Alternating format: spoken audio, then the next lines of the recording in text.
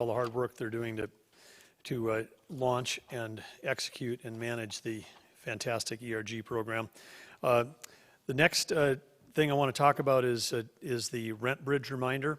And since we're talking economic relief, you know that right now the extra $600 weekly federal pandemic unemployment compensation benefit is ending. Again, that was on top. $600 on top of the $529 that North Dakota paid. This is the last week that North Dakotans will receive this, and it was the FPUC, the Federal Pandemic Unemployment Compensation. As you know, there's a negotiation going on in Washington, D.C. right now within the Senate about what level this might continue. It seems likely that there may be, they're highly likely that there'll be some additional benefit, whether it'll be $600 or some number below that remains to be seen as part of those negotiations. But that short-term extra federal benefit helped individuals and families impacted by layoffs and economic downturn to pay their rent and other bills.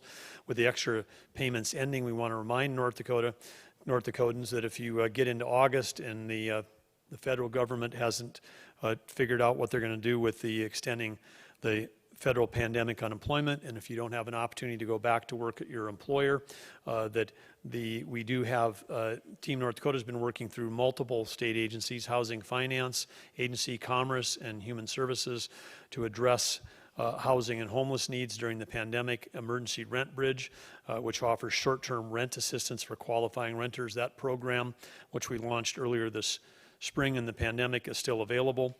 And since it was launched, Emergency Rent Bridge has helped over 300 separate renters in 15 counties stay current on their rent, and it pays a portion of the participating household's rent. Payments are made directly to housing providers who must register with the program. And so then renters again can apply online, North Dakota Department of Human Services.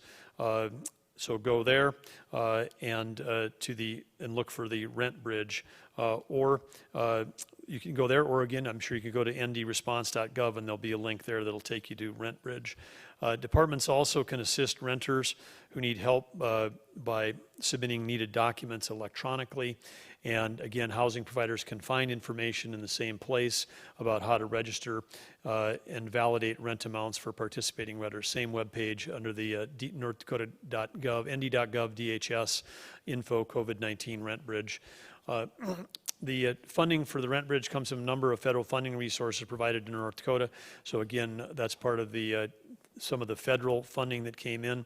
And the reason why we're helping people stay in housing is because we know when people fall out of housing, this is a housing first strategy, keep people in housing. And because once they become homeless, we know that the demand for other services also goes up, food, nutrition, health care, mental health, and other services. And so this is a way to actually save money relative to other services. And so again, we want to help people get through this time frame.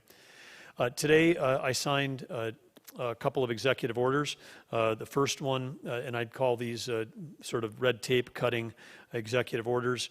2020-12-2, this extends eligibility for workers' comp benefits. We had done this earlier include direct care providers employed by North Dakota providers, including the Life Skill Transition Center. It's anyone who contracts COVID-19. We did this earlier for people that worked in everything from funeral homes to hospital care settings, but we had admitted those that worked with vulnerable populations. So again, direct care providers provide care and support for health care, employment, and social services for individuals living with intellectual or development disabilities who need additional assistance. This executive order brings those workers, gives them the same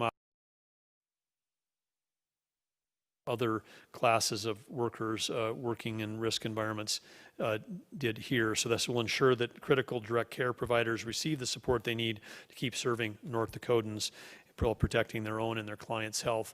And then also today I signed Executive Order 2020-20.1, amending the order to include nursing home administrators in the suspension of in-person continuing education requirements.